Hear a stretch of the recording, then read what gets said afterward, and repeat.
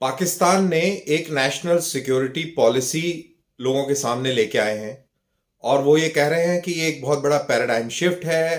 पाकिस्तान की हिस्ट्री के अंदर ये पहली बार हुआ है कि सिक्योरिटी पॉलिसी एक लिखित फॉर्म में सबके सामने रखी जा रही है और इसका जो अंडरलाइन है, जो सब जगह पर इसकी बातचीत हो रही है, वो ये है कि पाकिस्तान भारत के साथ 100 साल तक दोस्ती चाहता है।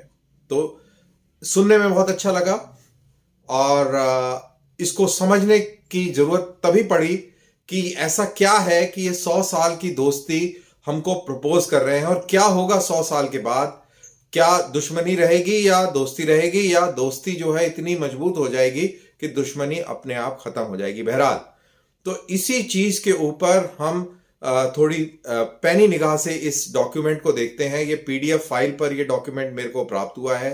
62 पन्ने का ये डॉक्यूमेंट है जिसके अंदर पेज नंबरिंग, उनकी कवर और उनकी बाकी चीजों के ऊपर भी हुई है। अलग अलग सेक्शन के ऊपर भी पेज नंबरिंग है। तो उस तरीके से ये 65 पेजेस का ये डॉक्यूमेंट बन रहा है। दरअसल ये काम की चीज इसमें वैसे कम ही होगी और कम ही है। जहां तक हम लोगों का सवाल है वो काफी कम है। अब इसके अंदर जो सेक्शंस हैं वो बड़े इंटरेस्टिंग है। सबसे पहला ये बात करता है, पहला सेक्शन है पॉलिसी फॉर्मुलेशन के ऊपर कि किस तरीके से इसको बनाया गया, कितने लोगों के साथ में मशवरा किया गया, बातचीत करी गई और इसकी ज़रूरत क्या है। तो ये सिर्फ अच्छा हाँ, इसको जैसे हम पढ़ रहे हैं इसमें सिर्फ काम की चीज निकालने में ही आपका ध्यान होना चाहिए। बाकी फ्रिल्स हैं कि कैसे हमने बनाई, क्या ज़रूरत महसूस हुई, तो ये वगैरह वगैरह। उसके बाद में सेक्शन 2 है इसका, नेशनल सिक्योरिटी फ्रेमवर्क। तो वो कहता है कि जी विजन क्या है हमारा और कॉन्सेप्ट क्या है, कॉन्सेप्चुअली हम इसको कैसे देखते हैं। Again very theoretical, academic in nature, so we should not be too interested in that. Then तीसरा सेक्शन है नेशनल कोहेजन के बारे में कि क्या अपॉर्चुनिटीज हैं, क्या चैलेंजेस हैं और क्या पॉलिसी गाइडलाइंस हम इख्तियार करेंगे। तो अगेन इसके ऊपर भी हमें ज़्यादा ध्यान नहीं देना है क्योंकि अगेन वो भी एकेडमिक ज़्यादा है और इन चीज़ों के अंदर ये इनफैक्ट मैं ये कहूँगा कि ये विजन स्टेटमेंट ज़्यादा है, बजाय कि कोई ऐसी पॉलिसी के को मद्देनज़र रखते हुए कोई ऐसी पॉलिसी बनाई है, कोई कॉन्क्रीट चीज़ को मद्देनज़र रखते हुए कि आप ये कह सकते हैं कि ये चैलेंज है और इसको हम ऐसे ऐसे ऐसे ऐसे पूरा करेंगे। ये फ्रेमवर्क रहेगा, ये इसका तरीका होगा, वो सब इसमें कोई मेंशन नहीं है। तो एक कह सकते हैं कि ये एक विजन डॉक्यूमेंट है। फिर चौथा है section securing our economic future. तो ये बिल्कुल अहम चीज जरूर है, but how they will secure their future, इसका भी कोई उस तरीके से उल्लेख नहीं है, जिक्र नहीं है। अब जहां तक मेरा और आपका सवाल है वो उनका 5th, 6th और 7th चैप्टर है। इसके अंदर 5th वाला ये कहता है कि डिफेंस और टेरिटोरियल इंटीग्रिटी। अब और 6th वाला कहता है इंटरनल सिक्योरिटी और 7th वाला कहता है foreign policy in the changing world. तो अब इनके ऊपर हम बात करते हैं। अब जो इनकी जो डिफेंस की जो रिलेटेड जो चीज है, इसके अंदर डिफेंस के अंदर ये बात करते हैं कि कश्मीर का जो मुद्दा है ये कोर है टू नेशनल सिक्योरिटी। अब ये ध्यान में रखिएगा कि वो एक तरफ इसको इस तरीके से प्रोपेगेट किया गया है कि हम भारत के साथ 100 साल तक दोस्ती करना चाहते हैं और ये बात उन्होंने कही है। आपको याद होगा पिछले साल जनरल बाजवा ने भी ये बात कही थी कि हम पुराने इतिहास को दरकिनार करते हैं जो भारत और पाकिस्तान के बीच में नफरत का है और लड़ाई और जंगों का है, और हम तिजारत की ओर आगे कदम रखना चाहते हैं।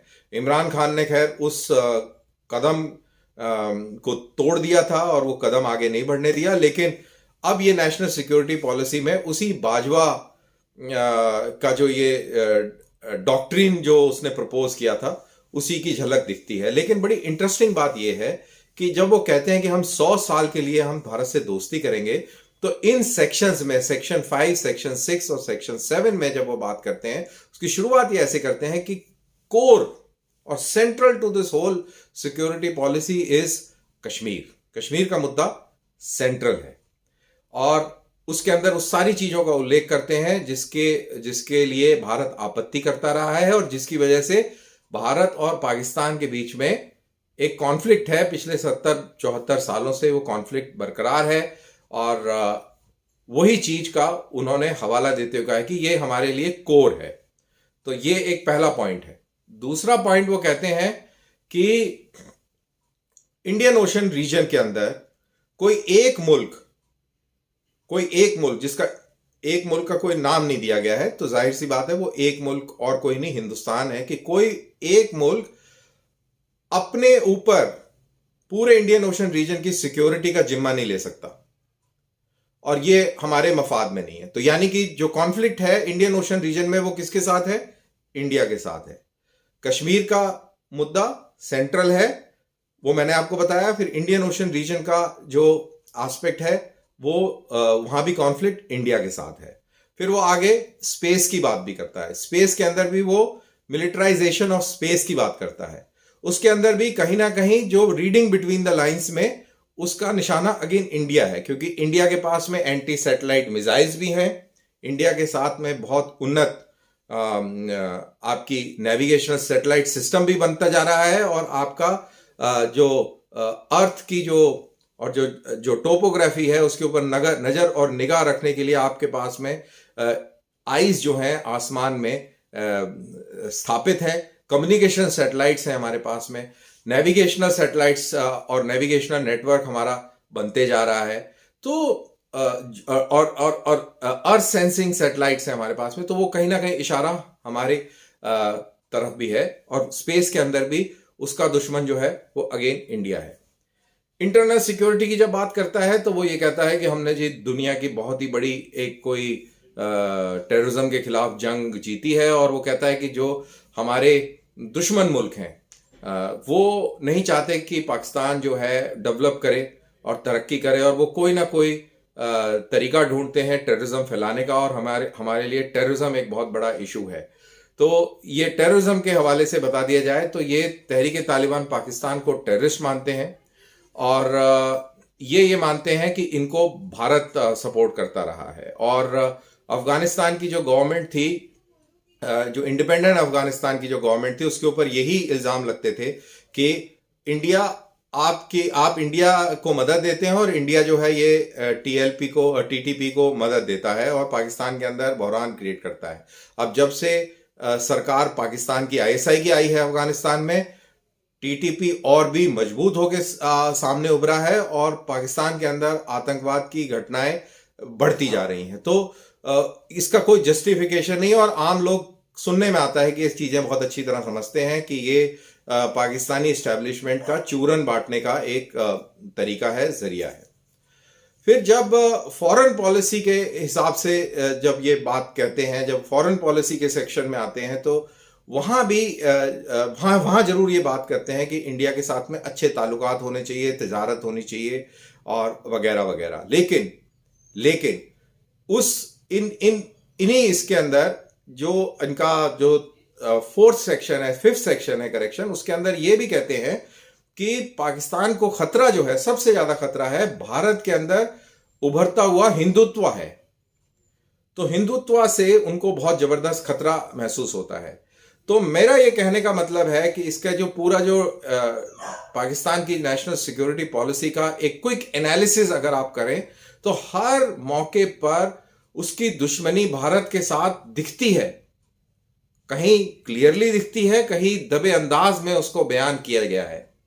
तो ये जो कहना कि 100 साल तक हम भारत के साथ दोस्ती करना चाहते हैं, रखना चाहते हैं, ये सब एक फसाड है, ये सब एक कोरी बकवास है।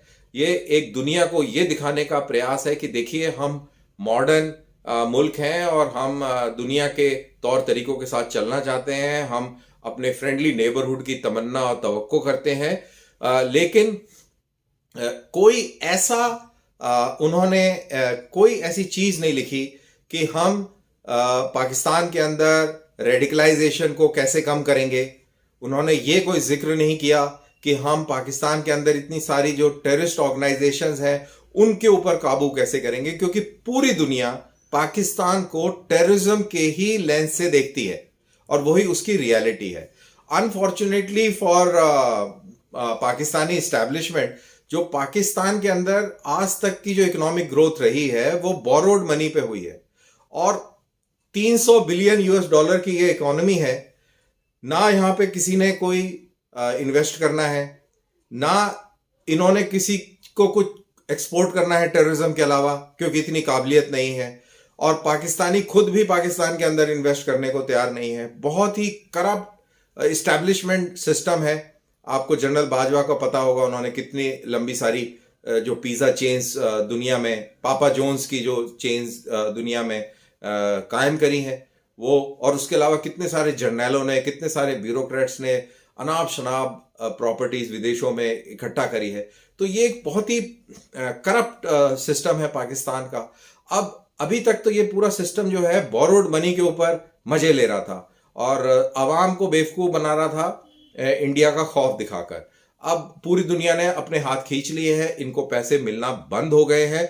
तो अब इनको ये लगता है कि नेशनल सिक्योरिटी की दारोमदार जो है वो इकोनॉमिक ग्रोथ पे है, इकोनॉमिक डिपेंडेंस के ऊपर है।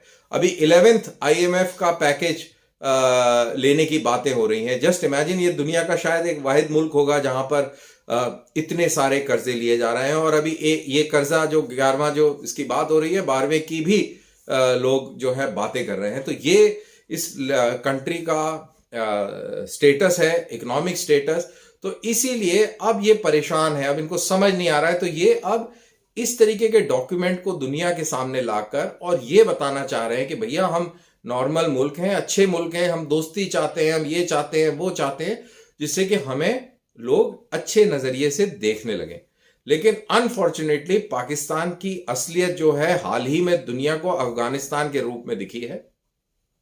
पाकिस्तान की रियलिटी इस इंटरनेट के जमाने में बहुत अच्छी तरह एक्सपोज हो गई है। पाकिस्तान का आतंकवाद, चाहे वो इंडिया में, इंडिया के कश्मीर में या और इलाकों में हो, वो सब लोग बहुत बखूबी जान चुके हैं। और अब पाकिस्तान इतनी आसानी से बेवकूफ नहीं बनाएगा, बना नहीं सकता है। और जो उसकी जो स्ट्रेटेजिक, जो उसके जो लोकेशन की जो स्ट्रेटेजिक इंपॉर्टेंस थी, वो अफगानिस्तान से अमेरिकी फौजों के वापस जाने के बाद वो स्ट्रेटेजिक इंपॉर्टेंस खत्म हो गई है। सेंट्रल एशियन रिपब्लिक्स जो है पाकिस्तान को शक की नजर से देखते हैं, ईरान भी पाकिस्तान को शक की नजर से देखता है, और भारत इन एनी केस, क्योंकि उसकी पैथोलॉजिकल हेट भारत के साथ है। पाकिस्तान की बुनियादी नफरत पे और हिंदू नफरत पे है, और वो मानता है कि भारत एक हिंदू राष्ट्र है, हिंदू देश है। अब आप इसको किसी भी तरीके से आप देख लीजिए। तो ये है पूरा इनका जो नेशनल सिक्योरिटी का ये पॉलिसी जो इन्होंने करी है। और मैं फिर आपको रिएटरेट कर दूं कि चाहे वो कश्मीर को लेकर हो, चाहे वो लाइन ऑफ कंट्रोल और इंटरनेशनल बाउंड्री की बात हो, वो इंडिया को ही दोषी बनाते हैं। इसमें भी इंडिया को ही उन्होंने चिन्हित किया है, उसके कंट्री का, पाकिस्तान का जो सबसे ज्यादा खतरा उसने इंडिया की तरफ से ही दिखाने का प्रयास किया है। तो वो इंडिया एक इशू है as far as Kashmir is concern, India एक इशू है as far as Indian Ocean is concern, India एक इशू है as far as space programme is concern, India एक बहुत बड़ा इशू है as far as cyber security is concern. तो उनके हर दायरे में इंडिया एक बहुत बड़ा उनके लिए एक चैलेंजर है। और ये फ्रैंकेस्टाइन मॉन्स्टर उन्होंने खुद अपने लिए क्रिएट किया है, जिससे कि उनकी जो फौजों की जो फंडिंग है वो होती रहे, उसके ऊपर कोई क्वेश्चन मार्क ना डाले। अब जैसा मैंने बोला कि 300 बिलियन डॉलर की ये इकोनॉमी है, अब इसके अंदर से पैसा खींचना और एक न्यूक्लियर आर्सेनल को मेंटेन करना और एक रिलेटिवली मॉडर्न आर्मी को मेंटेन करना, सस्टेन करना कोई आसान काम नहीं है। लेकिन उसको अगर करना है तो आपको दुनिया को बताना है कि हम एक बहुत अच्छे मुल्क हैं, टेररिज्म को सपोर्ट नहीं करते हैं, और आम आदमी को बताना है कि चाहे कुछ भी हो, आपका जो दुश्मन है वो हिंदुत्व वाला हिंदू और इंडिया है, और वो आपको कभी भी निगल जाएगा, और खा जाएगा। तो ये था बेसिकली, ये जो पूरा सिक्योरिटी डॉक्यूमेंट है, इसको मैं कहूँगा कि ये बहुत ही एवरेज टाइप है। इसको कोई भी फौजी भाषा में बोलें तो कोई भी staff officer with little bit of experience, 8-10 साल का की नौकरी का एक्सपीरियंस, कोई भी इस डॉक्यूमेंट को ड्राफ्ट कर सकता है। बातें सारी अच्छी अच्छी जरूर होंगी शायद लगे लोगों को, लेकिन वो कैसे होगा, how will Pakistan progress towards that, उसका कोई जवाब नहीं है।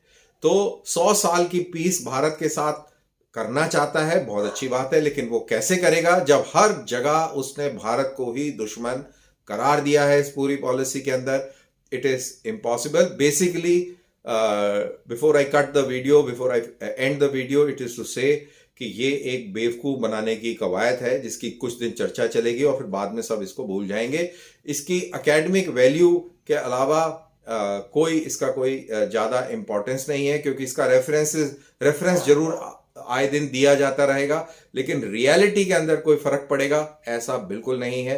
क्योंकि आप सब कुछ बदल सकते हैं, लेकिन एक मुल्क का डीएनए नहीं बदल सकते। जिस बुनियाद पे ये बना है वो बेसिक जो उसका जो नींव है, वो इमारत बन चुकी है। अब आप नींव जमीन खोद कर नींव बदली नहीं कर सकते उस इमारत की, नहीं तो पूरी इमारत ढह जाएगी। और बहरहाल देखते हैं कि आगे क्या होता है। बहुत बहुत शुक्रिया। जय हिंद।